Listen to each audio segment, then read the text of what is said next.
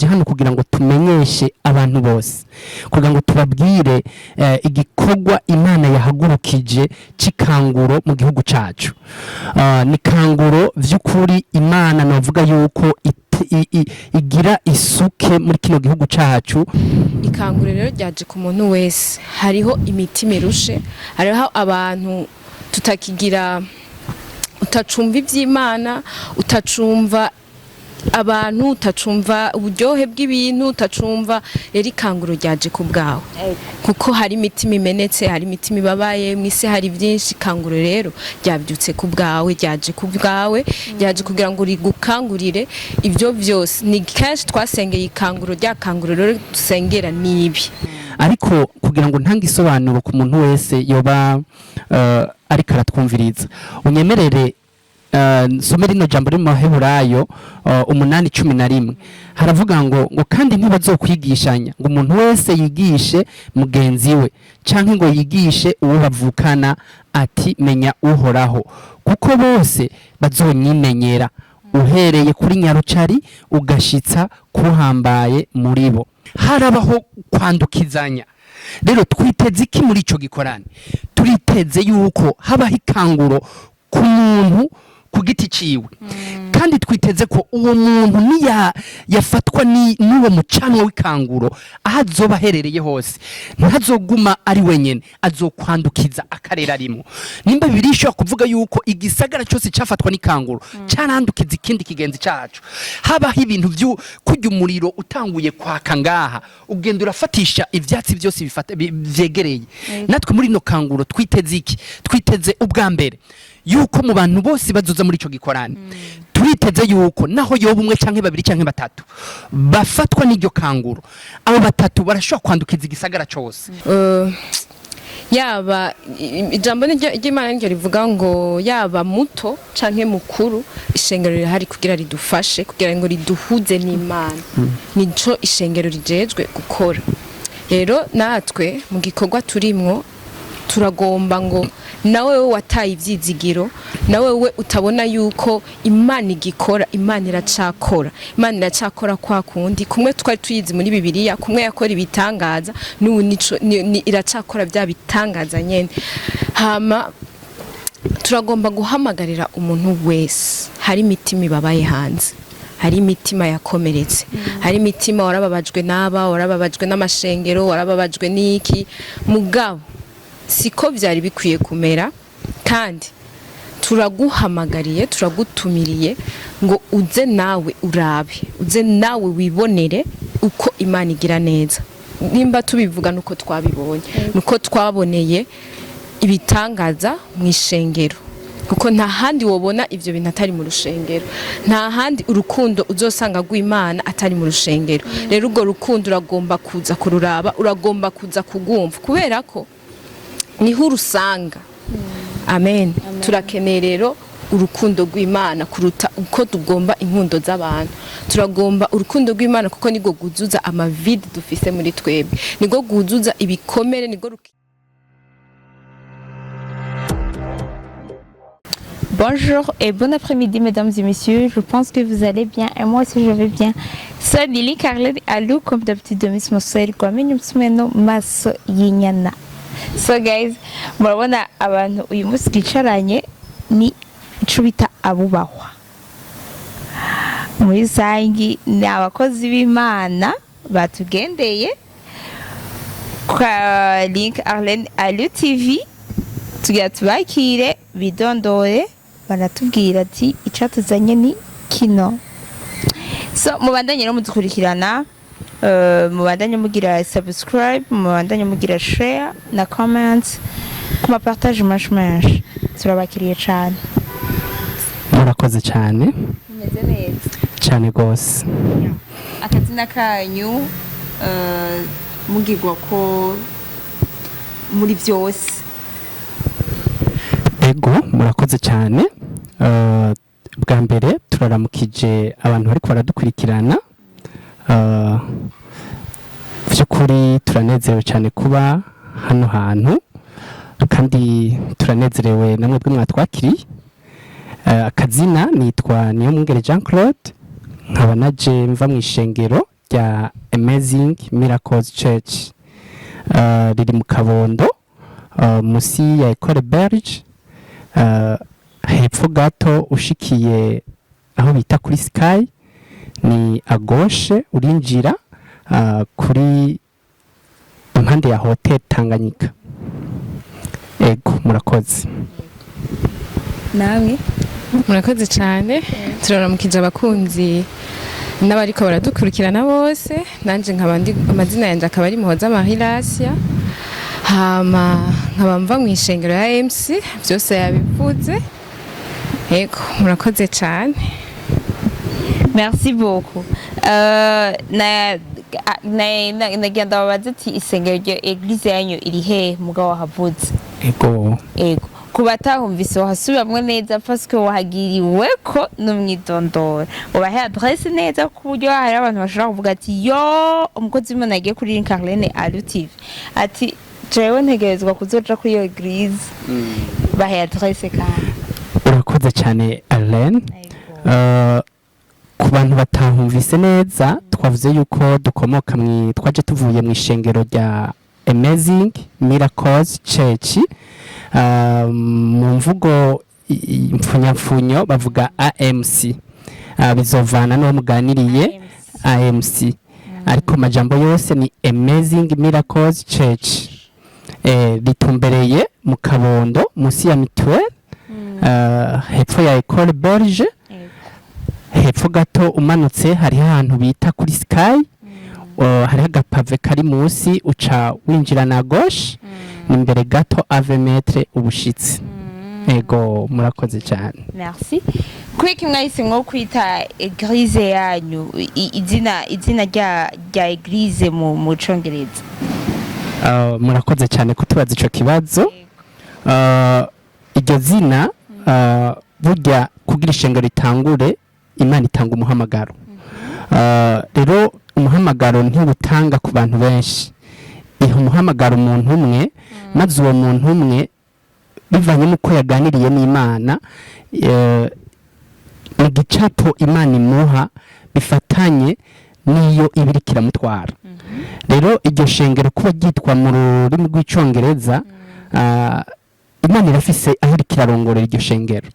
Mu Kirundi ngerageje kubivuga neza kugira ngo abantu bashobore gutahura kumbure abo bari kwaradukurikirana ari batashobora kubitahura. Bavuze Amazing Miracles Church ni shengero ry'ibitangaza bitangaje. Rero twebwe muri iryo shengero tugendeshwa n'ibitangaza. Ivyo twaje hano kuvuga canke ubuzima tubayeho ubuzima bw'ibitangaza. Ego murakoze cyane. Nakadusongera ko murakoze cyane. Akandi ko kongera ko ni nta byinshi byo kongera ko byose yabivuze yabisobanuye neza. Izina ry'ishengero aho riri ni mu Kabondo nkuko yabivuze nyene mu Kabondo. Ako no kongera ko ni pave rigira gatatu. Ni pave uvuye kuri Ecole Belge ari pave rya mbere rya kabiri rya gatatu niko barabara winjirana. Pave rigira gatatu à gauche. Yego. Merci. Hama ninde mukozi w'Imana muri mwebwe w'iyo eglise ayirongoye canke wewe muri eglise urongoye iki muri rusange hama nawe ukaba ujejwe iki? Urakoze cyane Yarene kumbaza kino kibazo. By'ukuri ikibazo ndibaza benshi bohevaga ati mbega abantu batumiwe hano hantu nibo barongozi b'iryo shengero.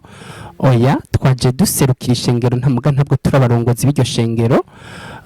Jewe tuvugana ndi murongozi wa departement imwe mu departement mesha ari mu ishengero. Ndongoye igisata cha publicité. Ego murakoze. Namwe murakoze cyane. Hama nanje mu byo nshobora kuba ndimwo nkora mu gisata nyene cha publicité. Nje gisata ndimwo ndiko nkoreramwo ubu ni nayo mpamvu ndi hano. Merci. Ego hama akenshi mwavuze ati eglise iri ngaha mu Kabondo. Ego ikintu nyamukuru catumye muza hano muri Link Arlene Allo TV ni giki? murakoze cyane. Ikintu hanini catuzanye ni ugutumirira abantu. Turafise igikorane cikanguro, nico hanini catuzanye kugira tubwire abarundi kazi, abari hanze, abakurikirana bose ibiganiro bica ngaha, twaje kubatumira mu gikorane cikanguro. Turafise n'umutumire Apotre Kevin Sibomana, nibaza ko bizogenda birengana, muzobona amafiche hama ni le 19 na le 20. Yego. Okay. Ngize ico nongera ko gato, nkuko mugenzanje ahejeje kubisigura, turi hano kugira ngo vy'ukuri tumenyeshe ibikorwa Imana iriko irahishura mu ishengero rya AMC. Muri ivyo vy'ukuri turiko turabaho abaririmwo, turiko turabaho ubuzima bw'ibitangaza nko twabivuze, turiko turabaho vy'ukuri ubuzima burimwo akanovera. Rero mu bw'ivyo hamwe n'ivyo bikorwa byose biko birabaho, twaje hano kugira ngo tumenyeshe abantu bose, kugira ngo tubabwire igikorwa Imana yahagurukije cikanguro mu gihugu cacu. Ni kanguro vy'ukuri Imana navuga yuko igira isuke muri kino gihugu cacu, ndetse n'umuntu wese bariko aradukurikirana naho yo bari hakurya y'amazi, kugira ngo arashobora vy'ukuri kumva yuko muri ubu mwanya ibi bihe twe kwinjiramwo ko nawe yo kwiconnecta. Rero twaje hano kumenyesha igikorwa cikanguro kizoba ku magenekerezo ya 19 na 20 ku kwezi nyene. Ni kuvuga ngo ni mu ndwi yindi, ni kwa gatandatu w'indwiza na dimanche. Ego twaje hano kugira ngo tubabwire ibijanye n'ikanguro, ico gikorane, kugira ngo umuntu wese yobarika aradukurikirana vy'ukuri aze kubana natwe, adukurikirane kugira ngo vy'ukuri ntazosibe. Ego kubera iki ico giteramo mwahisemwe kucita ikanguro? Hama ikanguro ni iki muri rusange? Ya murakoze cyane. Sinzi umwe nkunda kumviriza akavuga ati biriko bija ku mpemu idasanzwe, ariko kandi nanje reka ndabivuga uku vy'ukuri ibibazo muriko muratubaza, nibaza ko muriko muraba inspiré par na mpemu yera. Rero igituma haba hikanguro, turabantu twizera yuko vy'ukuri mbanze surinye kano kantu linka, kugira ngo vy'ukuri abantu tubamenyeshe burya ikanguro rivuye muri vuga gukanguka. Iyo tuvuze yuko vy'ukuri hari kanguro kandi tukatwumva ko riba rivuye muri vuga gukanguka, hakanguka ikintu cari gisinziriye. Burya umuntu ntashobora gukanguka atarasinziriye, kandi tumenyesha abantu ko badukurikirana, iyo umuntu asinziriye tutahure yuko ntabari karamenya ibintu biriko biraba mu isi igaragara ndetse no mu isi itagaragara. Mu yandi majambo ntabari conscious y'ikintu na kimwe, ni abantu ni ikintu cyo cyose, nta kintu na kimwe aba ari conscious yacu. Ariko iyo akangutse ni kuvuga ngo utangura kubona ibintu kanaka, utangura kubona ibiriko birakoreka, utangura kumva y'amasense twumva atangura gukora, ariko ubundi usinziriye nta kintu kimwe kiba kiriko kirakora. Rero ngomba kugira ngo ntahuze umuntu wese yumve duhereye hano hantu kijanye n'ikanguro, kugira ngo abantu batangure kumva mbega ikanguro ni iki. Ikanguro novuga ico no kwita reverse, ikanguro ryo mu buryo bw'impemu niryo twaje kuvuga uyu munsi. Ntitwaje kuvuga ibi bifatanye byo mu buryo busanzwe, ariko twaje kuvuga ikanguro ryo mu buryo bw'impemu. Burya se yuko umuntu akanguka ariko yarasinziriye, kumbura umuntu aza akamukangura. Rero ikanguro ryo mu buryo bw'impemu n'ahantu ibintu vyose bitangura gukanguka, ivyo umuntu atahora abona agatangura kubibona, ivyo umuntu atahora yumva agatangura kumva ibintu biyobeye mu vyita ko vy'ukuri muri we yumva ko umengo ni nk'igitangaza. Ivyo umuntu bavuga atari bwabonesha amaso agatangura guhumuka amaso akabona ivyo abandi batariko barabona. Aho hantu n'ahantu Imana iba yatanguye gusuka ikangura umutima wiwe.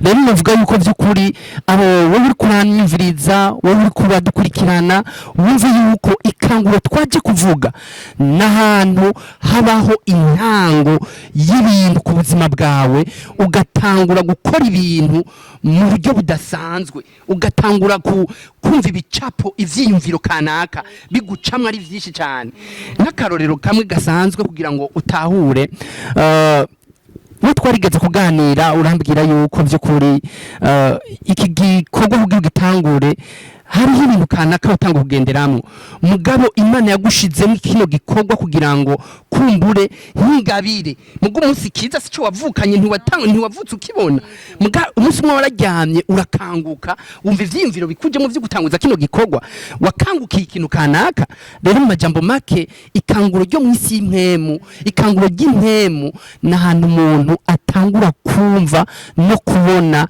no gukora ibintu bitari mu buryo novuga busadika ariko akumva ibintu kanaka ariko birazamuka biva mu mpemu yiwe ego hewe ndafashijwe mu kanya gato jewe umengo ntanguye gukanguka je ntanguye gukanguka vrema abariko baradukurikirana mwakangutse kaguma musinziriye les amis reka kaguma musinziriye kanguka rero iki giteramo kanguka ikanguka kije kugira ngo kigukangure wowe warusinziriye sivyo bon naje n'umukozi w'Imana kuri bamwe barabizi najewe ndasenga najewe ndafasha kuko naje ndakijijwe umuntu wese abakijijwe yatahuye ijambo ry'Imana arasengera umuntu agakira araturisha umuntu agatuma umuntu yakira agakiza najewe ivyo nabishobora sivyo Dimo rero ikanguka riraje kugira ngo rifashe umuntu uwari we wese dimo rigira iki natwe bwe ridufashe kugira ngo ahantu twabonye ko dusinziriye dukanguke hari ico wowe ufise wongera ko wewe yego urakoze nkuko Claude yabivuze cyane arabyinjiramwe arabisobanura gose ikangure rero ryaje ku muntu wese hariho imitima irushe hariho abantu tutakigira utacumva ivy'Imana utacumva abantu utacumva uburyohe bw'ibintu utacumva rero ikanguro ryaje ku bwawe kuko hari imitima imenetse hari imitima ibabaye mwise hari byinshi ikanguro rero ryabyutse ku bwawe ryaje ku bwawe ryaje kugira ngo rigukangurire ibyo byose ni kenshi twasengeye ikanguro ryakanguro rero dusengera nibi ni ryatanguye rero karibu cyane tuko turatumirira umuntu wese afise umutima umenetse wo gukanguka wo kuva ahari agahindukirira ukuri tugahindukirira Imana ya ikanguriro rero ryaje turabatumiye cyane umuntu wese ahora asengera ikanguro ngiri ryatanguye karibu cyane nukuri mwisange karibu nawe merci je tuhashika jewe urabona ko natanguye no kubibamo karibu cyane tuzonezerwa uwundi muntu jewe ntegeza kuzotumira mu kanya ndamutumira ya ndamuvuga ntacu jewe ndatumira aha natanguye nta muntu numwe je ntazotumira ikanguro twatahuye niki babasiguriye abakora dukurikirana mwabitahuye ariko ndashaka kubaza akabazo kamwe gusa eske eglise yanyu ni umugambi nyabaki urumva rifitiye igihugu cacu murakoze kumbaza ico kibazo ariko unyemerere kugira ngo mbanze ndababwire vision y'ishengero nta kibazo yerekwa gishengero canke ijambo duhagaze ko unyemerere tuje mu baheburayo abaheburayo 13 ku murongo w'8 ni naryo jambo rifatanye n'iyerekwa ryacu gishengero ryacu rya AMC haravuga ngo ku muntu wese yoreka twumviriza kumbure acabonamwo iki kibazo kirimo n'inyishu hari ijambo ryo mu baheburayo 13 ku murongo w'8 haravuga ngo Yesu Kristo uko yararejo n'uyu munsi niko azokwama ibihe bidashira ntitwizera Yesu w'ubu, ntitwizera Yesu wo muri kahise, ariko turizera ko Yesu Kristo ko yararejo n'uyu munsi niko ari. Wambajije ati mbega igikorwa cyangwa umugambi twoba dufitiye kino gihugu n'icya, sinzi ko ndabibajije neza, ariko vy'ukuri ufatiye kuri iri jambo burya ishengero kugira ngo ribeho burya n'umugambi w'Imana. Kandi ishengero burya Bibiliya ivuga ngo ishengero ngo ni inkingi ishigikiye ukuri. Iryo ni ijambo ry'Imana.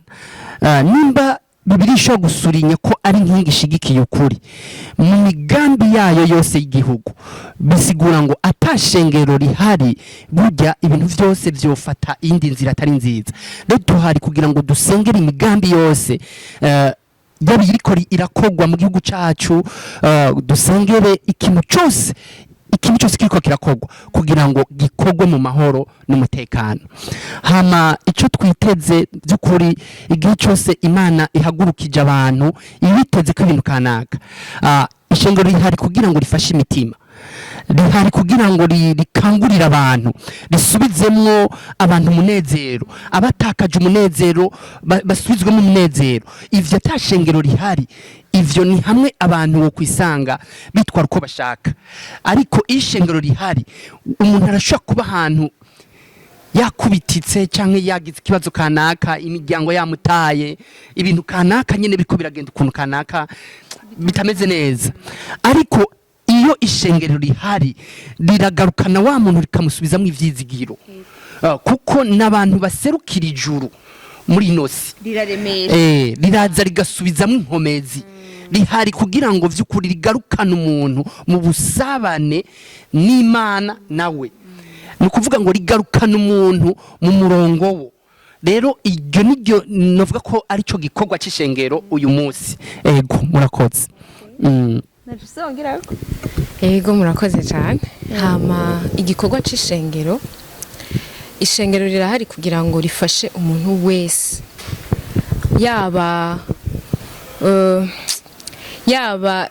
ijambo ry'Imana ryo rivuga ngo yaba muto canke mukuru, ishengero rirahari kugira ridufashe, kugira ngo riduhuze n'Imana. Nico ishengero rijejwe gukora. Rero natwe mu gikorwa turimwo turagomba ngo nawe wataye ivyizigiro, nawe we utabona yuko Imana igikora, Imana iracakora. Imana iracakora kwa kundi kumwe twari tuyizi muri Bibiliya, kumwe yakora ibitangaza, n'ubu iracakora bya bitangaza nyene. Hama turagomba guhamagarira umuntu wese, hari imitima ibabaye hanze, hari imitima yakomeretse, hari imitima warababajwe warababajwe n'amashengero, warababajwe n'iki, mugabo siko byari bikwiye kumera. Kandi turaguhamagariye, turagutumiriye ngo uze nawe urabe, uze nawe wibonere uko Imana igira neza. Nimba tubivuga nuko twabibonye, nuko twaboneye ibitangaza mu ishengero, kuko nta handi wobona ivyo bintu atari mu rushengero, nta handi urukundo uzosanga rw'Imana atari mu rushengero. Rero urwo rukundo uragomba kuza kururaba, uragomba kuza kugumva, kubera ko niho urusanga. Amen. Turakeneye rero urukundo rw'Imana kuruta uko tugomba inkundo z'abantu. Turagomba urukundo rw'Imana kuko nigo guzuza amavide dufise muri twebwe, nigo guzuza ibikomere, nigo rukiza ibikomere, nigo rusomora ivyo tuba dufise indani muri twebwe tugakira. Rero kuba tubivuga dufise n'intahe, dufise intahe y'ivyo Kristo yadukoreye kuva je mu buzima bwacu. Nimba turi hano nuko tuzi ivyo yakoze, nitwoza kuvuga, nitwoza gutumirira, nitwoza kubwira umuntu numwe ataco dufise Imana yadukoreye, ataco twayibonyeko. Rero kugira tuze nganuko hari ico twayibonyeko, kandi hari nico tuko turatumirira umuntu wese uze wumve nawe wibonere. Amen. Wibonere kuri ivyo bihe. Ego murakoze. Mpamvu zitegeza kwashika. Mbabarire ngira icyo nongeye ko kandi n'ukuri turiko turanezererwa bino bihe, turizera ko umuntu wese ariko aradukurikirana hari ikintu ariko arakira, kandi twiteze ko vy'ukuri utomuhombe kutaba muri iryo kanguro, kutaba muri ico gikorane c'ikanguro. Unyemerere hariho ijambo Mpwemu yarashize ku mutima kugira ngo umuntu wese yoba ariko aradukurikirana yumve agaciro mbega turiko tuvuga ikanguro ivyo bintu vy'ikanguro ko twabikurimo tuvyumva mbega nibiki ariko kugira ngo ntanga isobanuro ku muntu wese yoba ariko aratwumviriza unyemerere nsome rino jambo riri mu Baheburayo 8:11 haravuga ngo kandi ntibazokwigishanya ngo umuntu wese yigishe mugenzi we canke ngo yigishe uwo bavukana ati menya uhoraho kuko bose bazonyimenyera uhereye kuri nyarucari ugashitsa kuhambaye muri bo. Ngaho ugerageje kumviriza rino jambo urumva yuko aba bantu bari bamaze gufatwa n'ikanguro mitima yabo n'ahantu bariko baravuga yuko vy'ukuri ngo bariko bavuga ko umuntu atamuntu azokwigisha mugenzi we cyangwa ngo yigishe uwo bavukana ngo atimenye uhoraho no kuvuga ngo hari haturitse ikanguro muri bo aho umuntu yari karamenya ikanguro yari karamenya Imana ku giti ciwe no kuvuga ngo ni ikanguro ryariko ryamaze kududubiza mu mitima yabo. Rero umuntu uri kuradukurikirana nagira ndakumenyesha yuko vy'ukuri iki gikorane cy'iminsi ibiri cyaziye wewe cyaziye jewe cyaziye wari wese nyene bakadukurikirana ku mpande zine z'isi. Nagenda kubwira yuko ikanguro nimba ryaje kugira ngo umenye Imana ku giti cawe. Ahantu hose twumva hagiye habaho ikanguro ni kuvuga ngo haba igisagara kanaka ntivyaguma biraho honyene harabaho kwandukizanya. Rero twiteze iki muri ico gikorane? Turiteze yuko habaho ikanguro ku muntu ku giti ciwe kandi twiteze ko uwo muntu yafatwa n'uwo mucanwa w'ikanguro aho azoba aherereye hose ntazoguma ari wenyene azokwandukiza akarera arimo. Nimba bibiri ishobora kuvuga yuko igisagara cyose cyafatwa n'ikanguro cyarandukiza ikindi kigenzi cacu, habaho ibintu kurya umuriro utanguye kwaka ngaha ugenda urafatisha ivyatsi byose vyegereye. Natwe muri no kanguro twiteze iki? Twiteze ubwa mbere yuko mu bantu bose bazoza muri ico gikorane turiteze yuko naho yoba umwe canke babiri canke batatu bafatwa n'iryo kanguro, abo batatu barashobora kwandukiza igisagara cyose maze abantu bagaca batangura kubaho ubuzima bwo kubaho bamenya Imana ku giti cabo, apana Imana babwiwe, apana Imana twumvise, ariko Imana ifatanye nabo, ifatanye n'ivyuhoraho yabakoreye. Uribuka unshingira ntaho ivyuhoraho yagukoreye naho utarabivuga ntabibona kuri hezo sosio, ariko buryo uwoza akakubwira ijya Mana wabonye si Imana wumvise bavuga. Ubu wewe uwo kubaza hariho ivy'Imana yagukoreye ku giti cyane. Rero bisigura ngo iyi kanguro ritangura kuri wewe nyene ku giti cawe. Rero ico twiteze muri ico gikorane twiteze umucanwa w'ikanguro uzotangura gufata umuntu wese ku giti ciwe. Naho tworonka abantu 5 canke 10 bafashwe n'iryo kanguro, twiteze ko muri abo 5 hazovamwe ihanga rikomeye cyane. Murakoze cyane. Murakoze gose nawe. Tubandanya na question ya nyuma cyo dutera turangiza twitege iyihe mu migambi muri kazoza ivuye muri crise y'urwanyu. Urakoze cyane.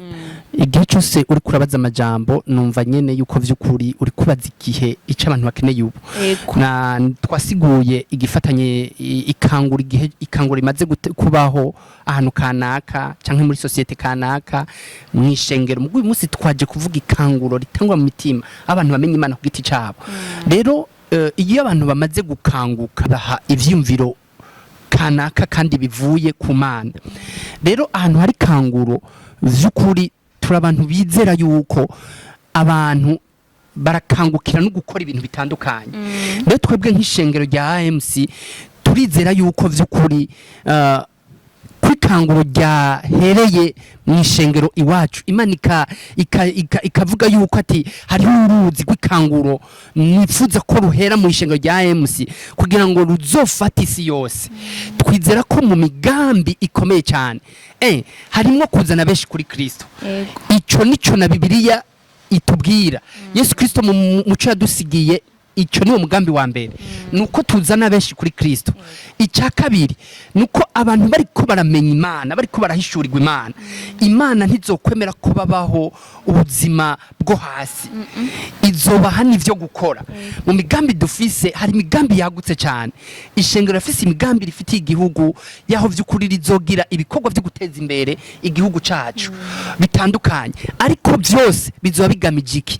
Kugira ngo babone ivyo umwami ariko arakora maze bizere bamenye Yesu Kristo. Vyose bizoba bigamije iki? Bizoba bigamije ko abantu batahura yuko abantu bari mu Mana si abantu bakenye, si abantu bo hasi, nabo barafise ico boterera mu gihugu cacu. Rero mu migambi dufise ni myinshi cyane, ariko vyose vyubakiye ahantu hamwe no kugira ngo abantu bazobone ubwiza ubuntu Imana iri kirakora muri iryo shengero maze bizere bakire agakiza. Murakoze cyane. Reka ngigwe ko ntumire cyane cyane kuko bavuze abantu bose, hariho abantu bamwe bakwiye gutahura.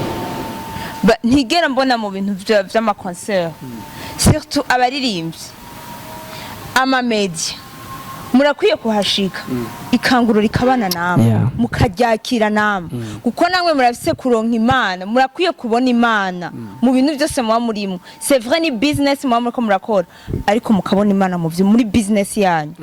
Abaririmbyi, amamedia n'abantu bamwe bose bataza mu bintu by'amakoncert. Concert sigaye gutamba mutambiri indirimbo z'isi gusa, gikuru ni Imana mukayishira imbere. Ntitwanse yuko mwobijamo kuko n'ububasha bwanyu, ariko umenye yuko uri muzima, uhagaze uri muzima kubera Imana. Rero mu gihe uhagaze kubera Imana, ingo ukorera Imana, ukora ibikorwa byayo, uyishimishe nayo, basi dima uyiha agaciro. Iyo munsi w'ikanguro ikubone ko nawe wahashitse, niho no mu byawe izobandanye ihezagira. Kuko ego twese ntimubone duhezagirwa, nuko imbere tuhashira Imana, tuhashira ijambo ry'Imana. Reka ndabashimire cyane, murakoze cyane. Turagushimiye natwe cyane gose.